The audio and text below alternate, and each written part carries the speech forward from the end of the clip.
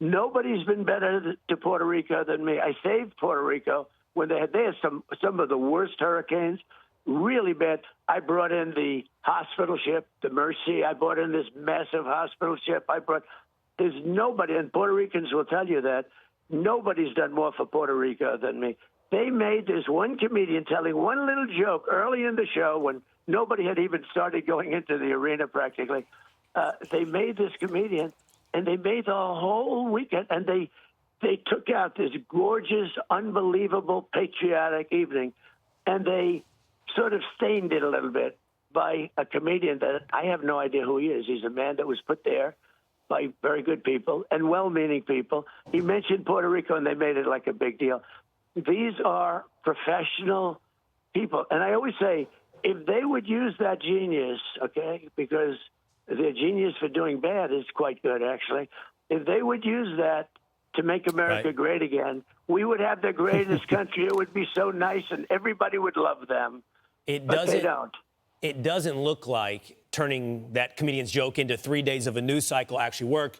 You know, the Hispanic polling, which we can show on the screen, is definitely trending in your direction versus Kamala Harris, the way that voters, Latino voters are looking to go. But speaking of demographics, by the way, Rachel and I were there at Madison Square Garden that night. We saw firsthand the environment. We saw firsthand the crowd.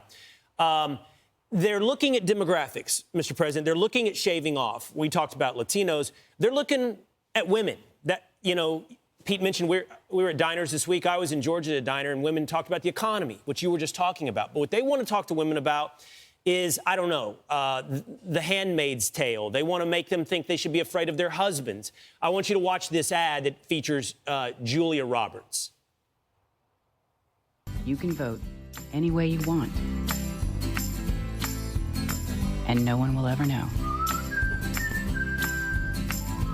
Did you make the right choice? Sure did, honey. It's about women lying to their husbands that they're actually voting for Kamala. Mark Cuban has suggested you don't surround yourself with strong, independent, intelligent women. What is your message to women? Well, I know Mark very well. He's a very insecure guy. Can't hit a golf ball more than 50 yards. He's weak physically and mentally, as far as I'm concerned. But I've known him for a long time. He would call me in the White House incessantly. And finally, I just couldn't take his calls anymore. And then he went over to the other side. And he's a guy that wants publicity. When he said that, and, you know, he's totally retracted his statement, like, you know, weak people always do. They retract their statements. But he was hit by some of the strongest, not human beings, women. He was hit by the strongest people that it wasn't men, women, it was women. He was hit by women that make men look like babies, because you know many of the women that I deal with and that I have, and I could go over the list, but the list is long, including the fact that I happen to be married to a rather strong woman who just right now is the #1 bestseller in the whole wide world in her book, Melania.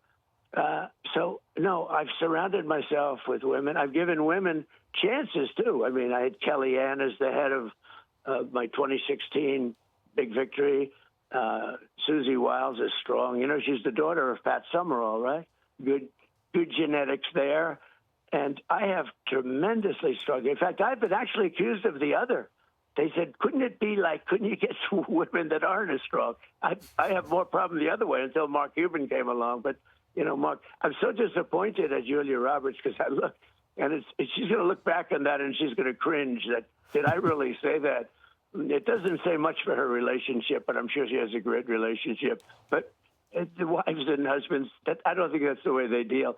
I mean, can you imagine a wife not telling a husband who she's voting for? Do you ever hear anything like that? Even if you have if you had a bad relationship, you're going to tell your husband, it's a ridiculous ad. It's so stupid.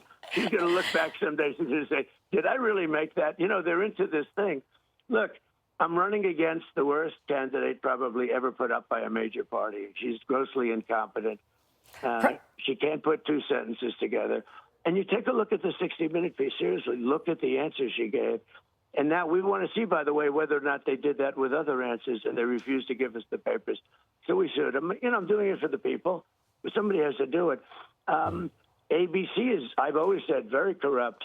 They asked me during the debate, this guy, what's his name, asked me so many questions, just always questions. He said, no, crime is down. I said, no, crime is up. Crime is down. I'm sorry. Crime is down. David Muir, he said, crime is down. I said, what's wrong with you? Crime's not down. Something. And he said, crime is down. Well, you shouldn't have done that. One day later, it was announced. Hey, I have some friends in government, I guess. They announced the crime stats, and crime was up 45%. Okay? Right. The news, I'll tell you what, to make America great, you really do have to get the news shaped up, because the news is an embarrassment to our country. And you look at the Washington Post, it's going bust. You look at the New York Times, it's doing so badly. But the Washington Post, everyone's quitting, it's leaving, everyone. It's like crazy what's going on there, right, because they don't have credibility anymore. They have no credibility. And the media has to have credibility. And the media doesn't have. It doesn't have any credibility. No doubt. Your show has a lot of credibility, by the way. President Trump, I want to ask you one last question before we go. A lot of people don't know that the Harris campaign has spent 20 times more than your campaign on Hispanic media, and yet you are winning over Hispanics. What's your message to them? Why do you think you're resonating with them better than any other Republican president, really even surpassing George W. Bush? Because I love Hispanics, and I respect Hispanics, and they're great people. I mean, I happen to be talking to one right now, actually. But I love Hispanics, I do. And I love you, Rachel. But the fact is, they're great people. They're very energetic, tremendous entrepreneurial skill. I deal with Hispanics all the time. They can be tough as hell. They have great entrepreneurial skill. I mean, they're just smart, good. They love the country. You know, it's funny. When I said you need a wall, it turned out to be, I built 571 miles of wall. And everyone said, you're going to lose the Spanish vote, the Hispanic vote. It's gone. If you do that, don't build it. Don't. I said, that's all right. I have to do what's right. Do you know who wants the wall more than anybody? The Hispanics, because they get it. They don't want to have people from prisons coming into our country like we do. You know that we've taken in the last 3 years under these two failed people, we've taken in 13,099 convicted murderers. Many of these people killed more than one person, okay? They're in our country now. They have emptied their jails and prisons and mental institutions and insane asylums. This is just degrees of the institution. But they've emptied their jails, their prisons, their mental institutions, their insane asylums. They've emptied them into the United States of America. Thousands and thousands and thousands, hundreds of thousands of people are major criminals.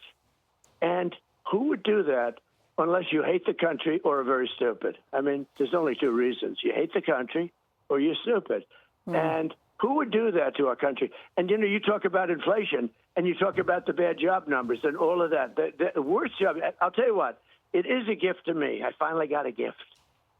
I'm running against two people that just put out the worst job numbers, which is a big deal, the biggest deal, economically, the biggest thing that happened. They came out 5 days before an election. Think of that. I finally got a gift. Now, I hope people realize how bad this is. They're the worst numbers ever.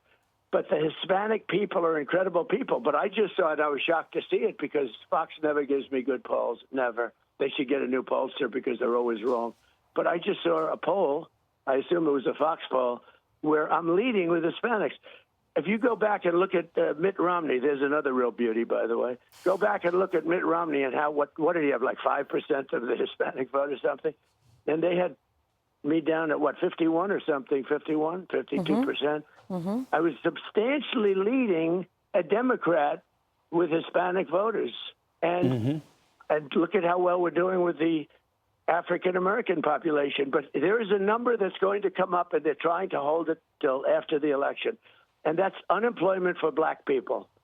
It is unbelievable what's happening to them. They're being decimated. The millions of people, and you hear it, and you don't read it in the news. They don't want to talk about it. They hide it, but they know it. It's coming, but they're trying to hide it till after the election. Black people in particular are losing their jobs to the migrants that are pouring into our country. Well, and by the way, the migrants are coming from all over the world, not just South America, but they're coming from all over the world.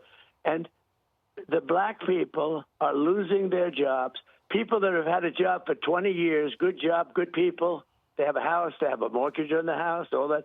They're being fired and being replaced with the people that are coming in, the migrants, coming in illegally into our country. And the other thing is migrant crime. The migrant crime is massive. Mm-hmm. It's at a level of viciousness. It is so vicious. You see it. I play it all the time. I play clips all the time. Jocelyn and I could give you right now in this call. Right. I could give you 10, but thousands of people are suffering with this vicious migrant crime. But if you look at the black, you should demand it because they have the numbers or they're very close to having the numbers.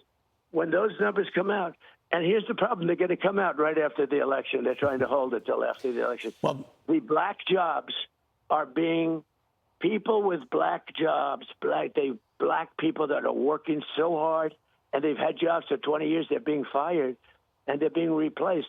And when you look at those numbers, it's going to make your job numbers look relatively good by comparison. It's a big problem. Well, the numbers that we do have, Mr. President, are on the economy. It's like getting an F on your final report card on the most important subject of the year, and that's what has been delivered. They just got an F. Thank you. That's a very good way of putting it. Right, that's right. Well, Mr. President, that was nice. I got help. There we go. An F on the report card. Mr. President, we know you have a very busy day. You were very generous with your time, giving us a half an hour on Fox and Friends Weekend. We wish you luck on the campaign trail and safety as well, considering what you're up against. President Trump, thank you for your time. Thank you. I'm Steve Ducey. I'm Brian Kilmeade. And I'm Ainsley Earhart. And click here to subscribe to the Fox News YouTube page to catch our hottest interviews and most compelling analysis.